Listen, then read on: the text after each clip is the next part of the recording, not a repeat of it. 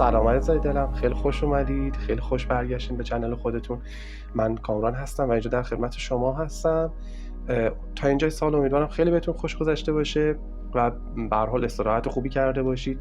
هرچند برای بعضیا هنوز تعطیلات تمام نشده، اما بعضی از دوستان دیگه برگشتن سر کارهاشون کم کم و دیگه سال کاریشون آغاز شده. امیدوارم که در این سال آینده، در این سال جدید که پیش رو داریم، بهترین ها در انتظار شما باشه.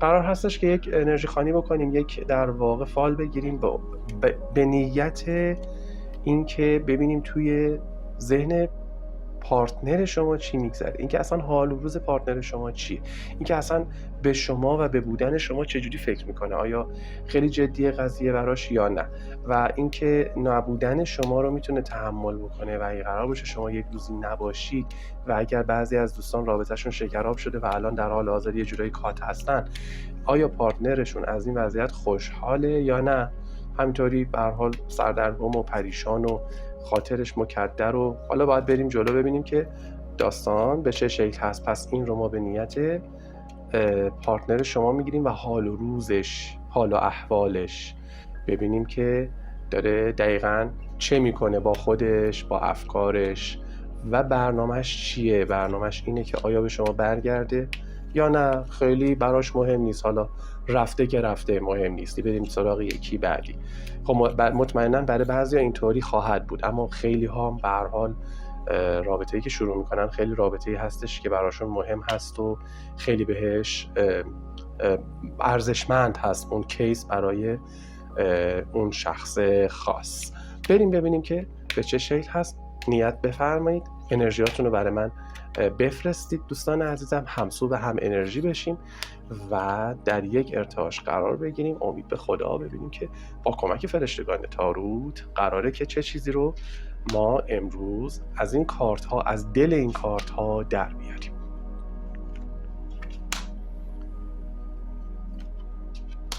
سابسکرایب کردن، فالو کردن، حمایت کردن شما باعث این میشه که من خیلی با انرژی بیشتر و بیشتر و بیشتری در خدمت شما انجام وظیفه بکنم و اینکه این افتخار رو داشته باشم و به خودم ببالم که همراهان همیشگی مثل شما عزیزای دلم دارم و این باعث افتخار من هست که این چنل رو شما دوستان رونق بدید و بتونیم که انشالله در کنار شما انجام وظیفه بکنیم.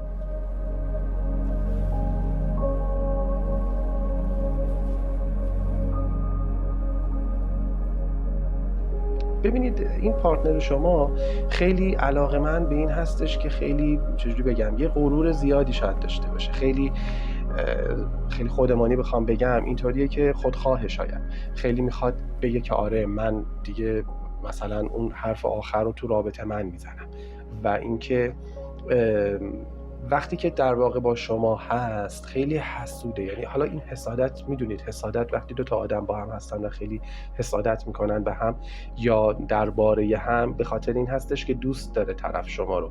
وقتی که شما یک نفری رو دوست داشته باشید و اون نفر شما رو دوست داشته باشه، تک تک رفتار و کارهاش برای شما و برای اون آدم مهم میشه دیگه. اینکه کجا میره، با کی میره، کی میاد، کی میره، اینها همه رو طبیعتا میخواید خبردار باشید. یه چیز طبیعی هم از حق شماست. چرا؟ چون شما حس میکنید که اون شخص مال شماست، پس بنابراین به شما مربوط میشه که الان کجاست، الان با کیه، داره چه کار میکنه. و این حسادت رو من درک میکنم و اصلا بحث خودخواهی و این داستان ها شاید خیلی توی این قضیه مطرح نباشه. ضمن اینکه داره یه جورایی، من از این فال برداشتی که دارم این هستش که خودخواه هم هست، یعنی به این معنی که دلش میخواد آقا شما به عنوان پارتنرش هر جا میرید با اون باشید، یعنی تمام خوشیاتون، تمام هر اتفاقی که داره برای شما میفته اون هم توش دخیل باشه. یعنی اینطوری نباشه که فقط حالا تلفنی، فقط یه تلفنی با هم بزنید دیگه، خبری فقط به شما از شما در واقع بهش برسه و بهش بگید که آره من دارم میرم فلان جا، من فلان کارو کردم. دوست داره خیلی بیشتر توی زندگی شما باشه و یه چون حس قدرتی هم داره، یک شخصیتی هستش که خیلی دلش میخواد بگه منم میکنه. دوست داره که میگم اون حرف آخر رو اون بزنه. یعنی مثلا حال میکنه که بعضی وقتا شاید به شما بگه نه فلان جا نرو. خب میدونید من به عنوان یک آقا دیگه خودمون رو میشناسم دیگه، ما مردها واقعا دوست داریم یک خانومی که دوستش داشته باشیم رو حواسمون بهش باشه و ساپورتش بکنیم، حالا چه به لحاظ مالی و چه به لحاظ احساسی و هر چیز دیگه‌ای. و اینکه خب به هر حال دوست داریم واقعا که اون حرف آخر رو ما بزنیم. و چقدر خوبه، این رو هم باز به همجنس‌های خودم بگم، چقدر خوبه که احساسات و عواطف و نیازهای اون خانم و اون پارتنرمون رو هم در نظر بگیریم و با توجه به نیاز اون شخص ما بیایم. اگر هم میخوایم فلان جا نرو، نمیدونم فلان کارو نکن، نمیدونم فلان این مثلا این مدل لباس نپوش، یا هر چی اینها رو بهش بگیم، باز نیازهای طرف رو هم در نظر بگیریم که خیلی هم شاید زیبا نباشه در دراز مدت این که فقط ما حالت امر و نهی داشته باشیم. این اگر حسادتی هم داشته باشه برای بعضی از شما، خیلی خودخواهی و منمی داشته باشه، خب پارتنرتون و صدق بکنه این بخش فال، طبیعتاً دلیلش دوست داشتن شماست، یعنی دوستتون داره و خیلی شما رو میخواد. شاید یک کاری کردی که یک مقداری پشیمون شده، یک مقداری خب به هر حال میتونه خودش مقصر باشه، یعنی شما رو با کاراش آزار داده باشه و این کات شدن خودش رو مقصر میدونه و میگه که خب حالا من مقصرم، پس من باید چه کار بکنم. یعنی توی یه چه کنم یه هم هست، اینطوری نیستش که فقط بیاد بگه نه من همه چیم اوکی خوبه، فقط طرفم مشکل داره. نه، من اینطوری نیست واقعا. و وقتی که شما رو داره، وقتی که داره به این فکر میکنه که شما رو داشته باشه، خیلی آدم خوب و خوش و سرزنده و خوشحالی هست، ولی حس میکنم یک مقداری دهنبین هم میتونه باشه این آدم. یعنی ممکنه که حالا یا دمدمی مزاج مثلا، این جفتش معنی میده، میدونی. هم ما میتونیم برای بعضی از دوستان این تعبیر رو داشته باشیم از این فال که پارتنر شما یک مقداری دهنبینه، یک مقداری برای بعضی از دوستان این تعبیر به وجود میاد و این در واقع تفسیر به وجود میاد که طرف خیلی دمدمی مزاجه، یعنی مودیه یه جورایی، و برای همین خیلی مودش ممکنه عوض شه و این ممکنه شما رو آزار بده. البته بعضی از افراد یه همچین افرادی رو دوست دارن، همونیه که میخواید، و طرف واقعا مودیه، یعنی همین الان یه چیزی میگه 2 دقیقه دیگه ممکنه بزنه زیر حرف خودش. ولی اینکه بخواد کسی در میون باشه و مثلا این داستان ها واقعا نیست. توی فالی که برای شما افتاده اینطوری نیستش که پارتنرتون حتما رفته سراغ یه خانم دیگه یا یه آقای دیگه، پای عشق دیگه، یه کیس دیگه در میونه، اصلا اینطوری نیست.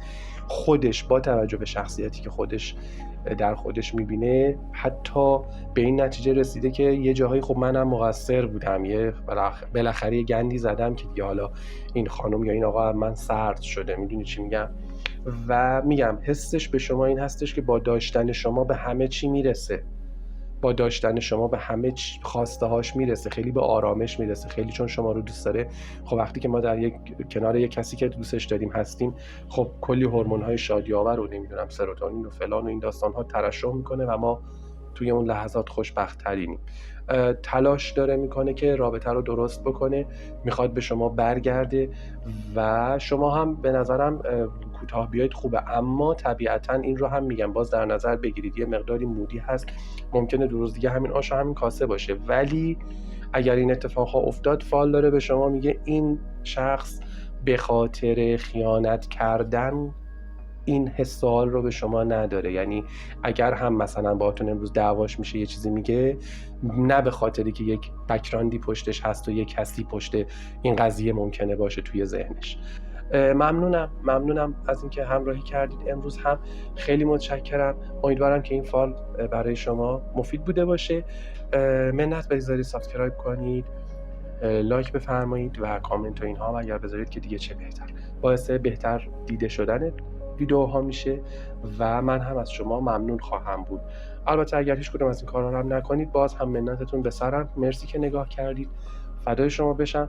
باز هم سال نو رو خدمتتون تبریک میگم، در کنار خانواده به همه آرزوی خوبتون برسید و امیدوارم که هرچی از خدا میخواید خدا بیشترش رو بهتون بده، چون لایقش هستید.